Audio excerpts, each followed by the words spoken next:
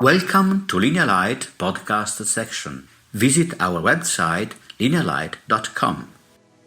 Lighting Talk with Martina Alagna. Biophilic Design, the art of growing plants in the absence of natural light. Hello everyone and welcome! We open today's episode by welcoming a London-based lighting designer, Martina Alagna from Nulty Lighting Studio. Hi everyone! Thanks Linea Light for the introduction and for inviting me to contribute to this inspiring platform about lighting and design. Can you tell me what biophilic design is and what principles it is based on? Yeah, absolutely.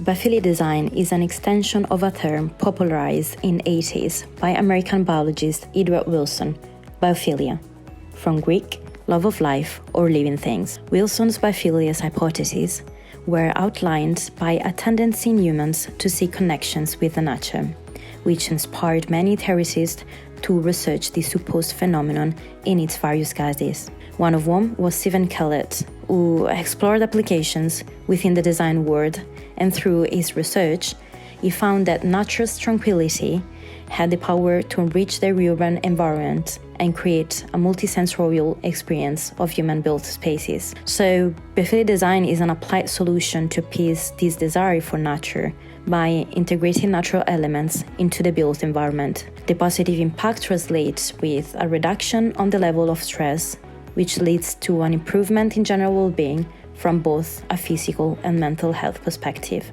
Currently, 54% of the world's population live in a urban environment, and generally, humans spend 93% of our time indoors, separated from natural elements. So, biophilic design intent is to work to reverse this trend and improve the overall well-being of our communities. But how biophilia can be strategically implemented into our everyday lives? We can here divide the experience in three major categories. The direct experience of nature, which refers to plants, light, water, basically any aspect that provides direct contact with natural elements. The indirect experience of nature, here is where creative design and sustainable elements come into play, such as natural materials or patterns that exist in nature.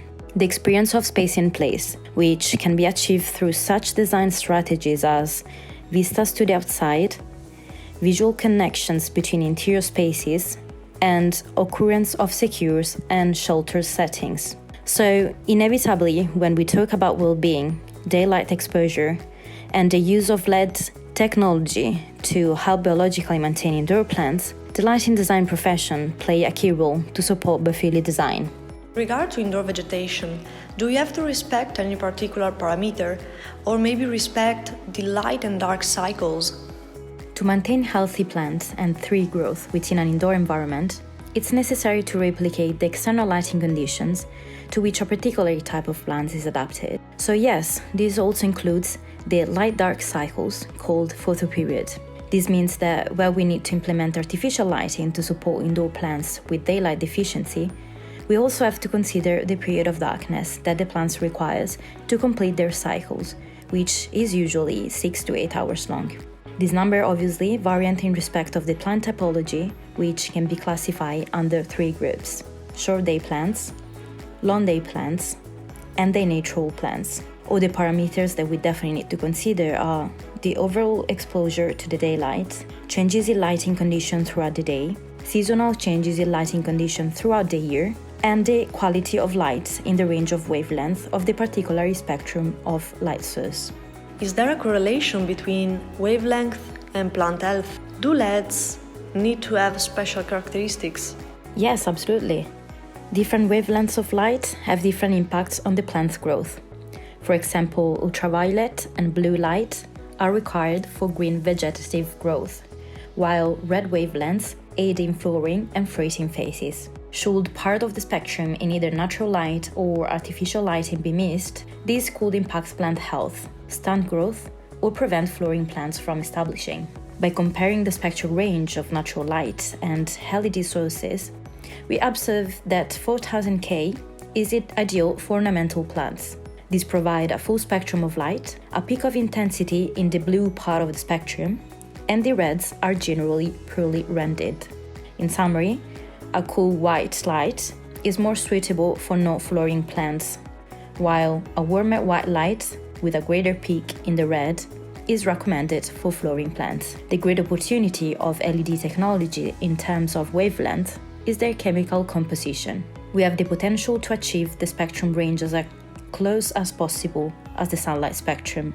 This could allow adaptation of the wavelength spectrum of LED lights to different types of plants, maintaining a good quality of white light, which provides biologically effective illumination for plants, while it's being more visually appealing to the human eye.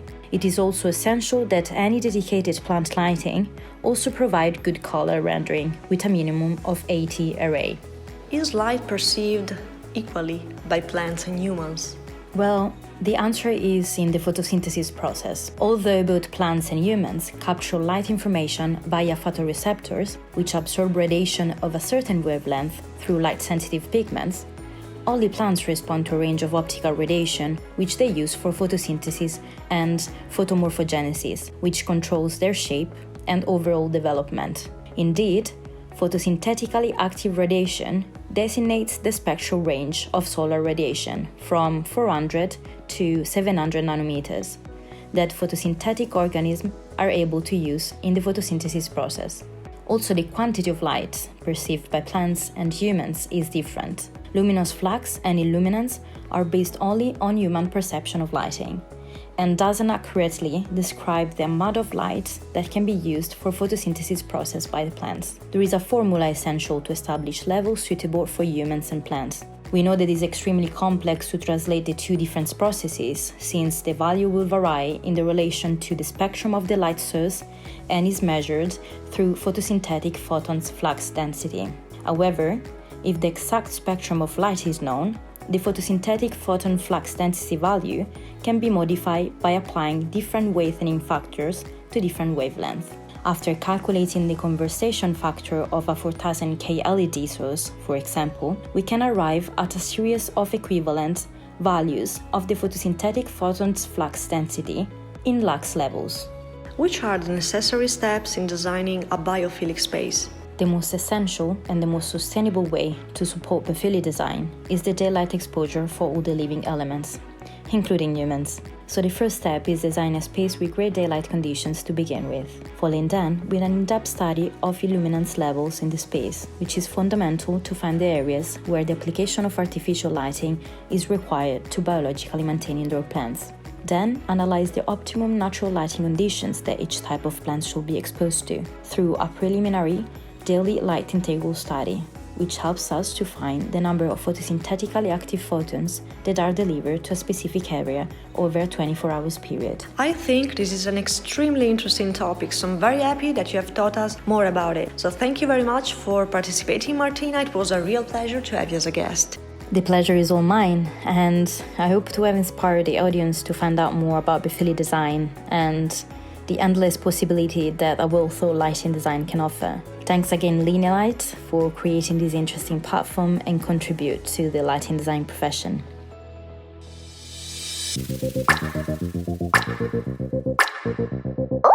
Thank you for joining us. Discover more on our website linealight.com.